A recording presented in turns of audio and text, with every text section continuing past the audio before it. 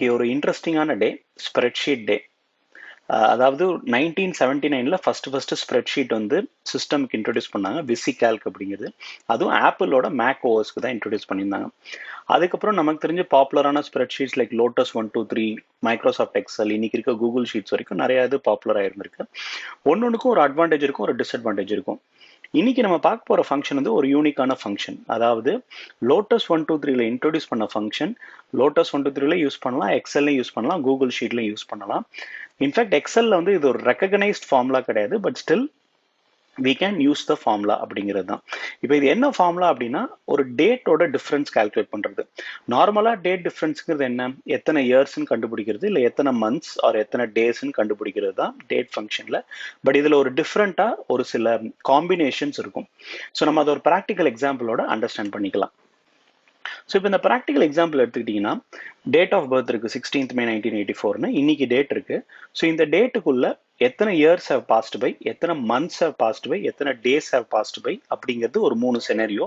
இது போக ஒரு யூனிக்காக ஒரு 3 செனரியோ நம்ம ஐடென்டிஃபை பண்ணுவோம். இப்போ நம்ம எல்லா ஃபார்முலாக்கும் சொல்கிற மாதிரி Sintex is very important.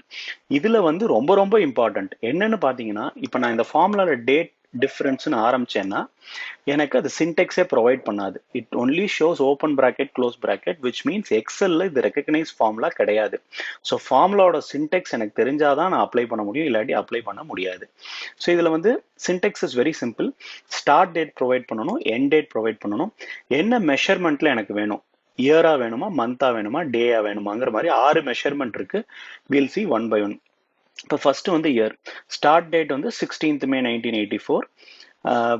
End date வந்து 17th October. இதை நான் கான்ஸ்டன்ட் பண்ணிடுறேன் ஸோ தட் சப்சிக்வெண்ட்டாக ஃபார்முலா காப்பி பண்ணும்போது யூனிஃபார்மாக இருக்கிறதுக்காக. எனக்கு என்ன மெஷர்மெண்ட்ல வேணும்னா நம்பர் ஆஃப் இயர்ஸ் எனக்கு வேணும். ஸோ நம்பர் ஆஃப் இயர்ஸ் என்ன 36. So 36 years have passed by. So இதுதான் வந்து இயர்ஸ்ல சொல்றது. இதே மந்த்ஸ்ல சொல்றதா இருந்தா 437 months. ஸோ இந்த இடத்துல it will big M as a unit of measurement. அதனால 437 months have passed by from that 16th May 1984 to இந்த மந்த் வரைக்கும்.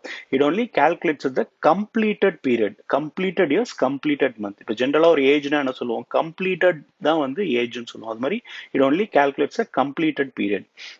இப்போ அடுத்து வந்து டேஸ். ஸோ டேஸ் பொறுத்த வரைக்கும் நம்பர் ஆஃப் டேஸ். இது 3 காமன் சினாரியோ. இப்போ இதே ஃபார்முலா நம்ம எக்ஸல்ல யோசிச்சா இயர் இஸ் சிம்பிள்.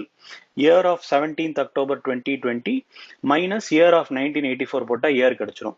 மந்த்துக்கு என்ன பண்ணணும், 1984ல பேலன்ஸ் இருக்க மந்த், மிச்ச இயர்ல இன்டூ 12 போட்டு மந்த்ஸ் கால்குலேட் பண்ணணும். So you have to do a calculation. It's not a straightforward formula in Excel to calculate the number of months that has passed by. இல்லை ரஃபா எடுக்க முடியும், டிவைடட் பை 30 அந்த மாதிரி போட்டு.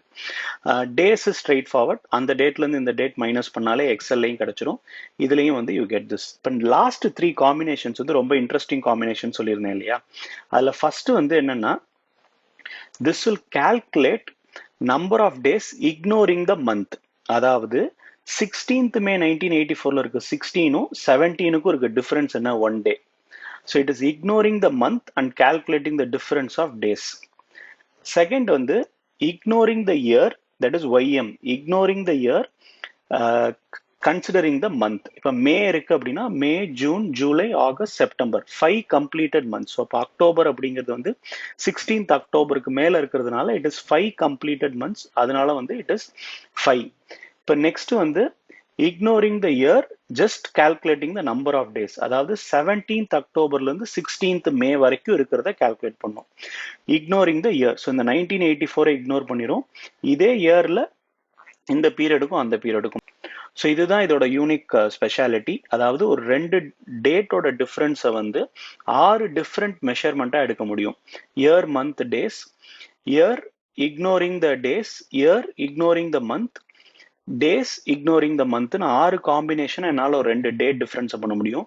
இதே இதை எக்ஸல்ல பண்ணணும்னா ஒரு சில காம்பினேஷன்ஸ்க்கு நான் maybe I have to do a detailed calculation with multiple formulas apply பண்ண வேண்டியது இருக்கும். So that's the application of data diff. Hope this function was new and enjoyable. Thank you for watching this video. பிடிச்சிருந்தா subscribe பண்ணுங்க, share பண்ணுங்க. Please like the video. Thank you.